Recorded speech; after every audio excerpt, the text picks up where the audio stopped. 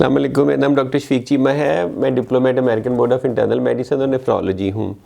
आप देख रहे हैं neph chat with doctor Shafiq Cheema. आज हम बात करेंगे गाउट या यूरिक एसिड का गुर्दों के साथ क्या ताल्लुक़ है। इस पर मैंने पहले भी एक दो वीडियोस बनाई हैं, हो सकता है थोड़ा सा कंटेंट फ़र्क हो। तो यूरिक एसिड जो है बेसिकली बॉडी से प्रोड्यूस होता है प्यूरिन मेटाबॉलिज्म के एंड रिज़ल्ट में। जो आप प्रोटीन कंटेनिंग डाइट लेते हैं उससे यूरिक एसिड प्रोड्यूस होता है, बॉडी प्रोड्यूस करती है, तो फिर किडनीज उसको निकालते हैं। तो जिन लोगों में यूरिक एसिड का लेवल ज़्यादा होता है उनमें दो वजह हो सकती हैं। या उसकी प्रोडक्शन ज़्यादा है, वो पैदा ज़्यादा हो रहा है, उसकी पैदावार आपका जिस्म ज़्यादा करता है, या फिर ये कि वो गुर्दे निकाल नहीं सकते, गुर्दे उसको कम निकालते हैं, अंडर एक्सक्रीट करते हैं। तो अगर यूरिक एसिड का लेवल ज़्यादा होगा तो उससे इश्यूज़ हो सकते हैं। नॉर्मल या कम यूरिक एसिड से यूजुअली इशू नहीं होते।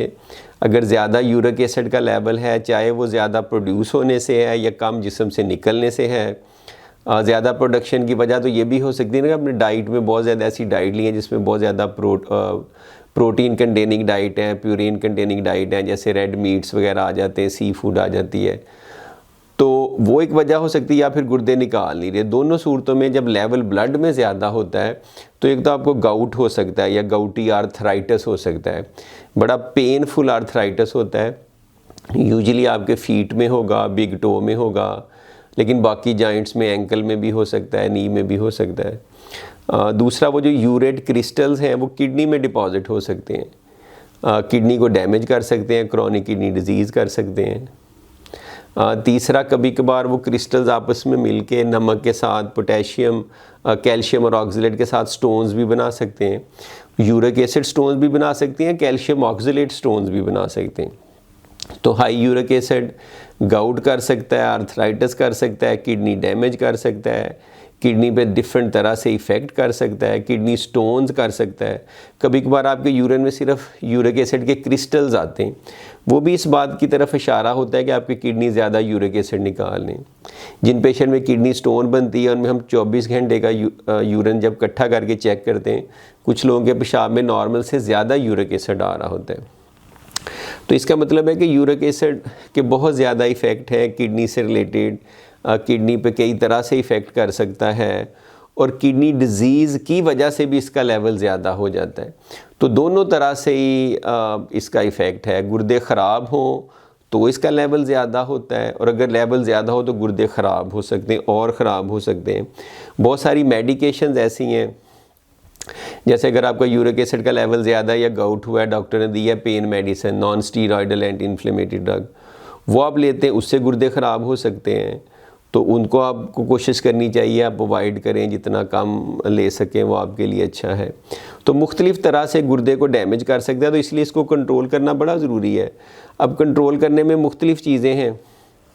एक तो मेडिकेशंस हैं, यूजुअली लास्ट रिज़ॉर्ट होता है। अगर आप डाइट से नहीं कंट्रोल कर सकते तो फिर दवाइयाँ हैं जो मुख्तलिफ़ तरह की हैं, आप भी इस्तेमाल करते हैं, डॉक्टर नॉर्मली आपको देते हैं। उनके अपने साइड इफ़ेक्ट्स हैं, केयरफुली देनी चाहिए और तभी देनी चाहिए जब वाकई इंडिकेशन हो। काफ़ी लोग मैंने देखा है वो यूरिक एसिड का लेवल जैसे अपर लिमिट 7 है तो 8 होता है तो ले लेते हैं, उसकी कोई इंडिकेशन नहीं बनती।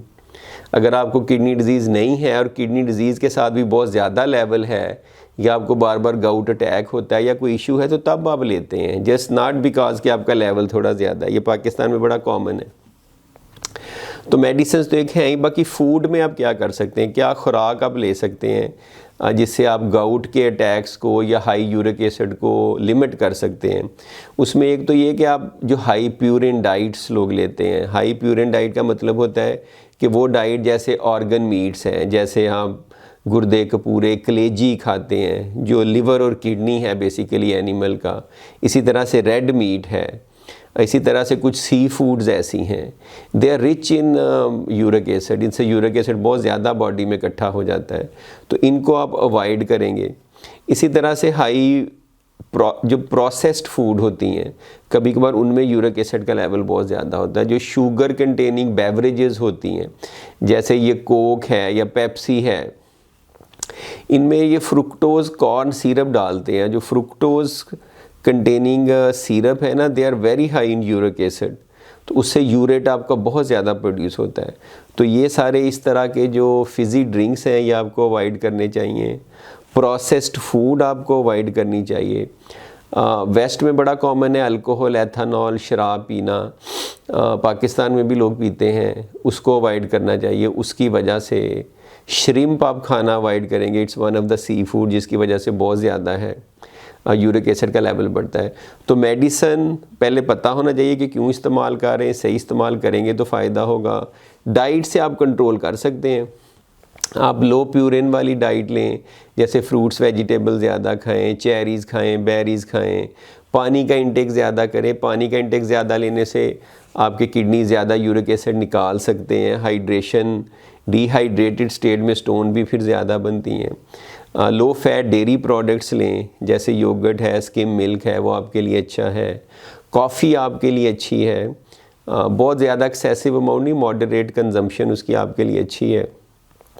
तो ये सारी चीज़ें हैं। अगर आपने सपोज़ करो रेड मीट लेना भी है, ऑर्गन मीट लेना भी है, तो उसका पोर्शन कंट्रोल करें, लिमिट करें।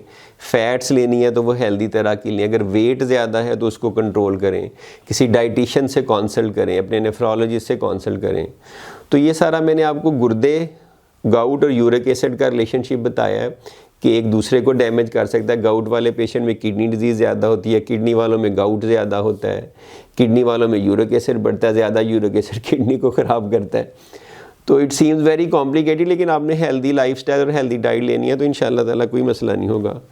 अगर वीडियो पसंद आएगी तो इसको और लोगों से भी शेयर कीजिएगा। Thank you very much.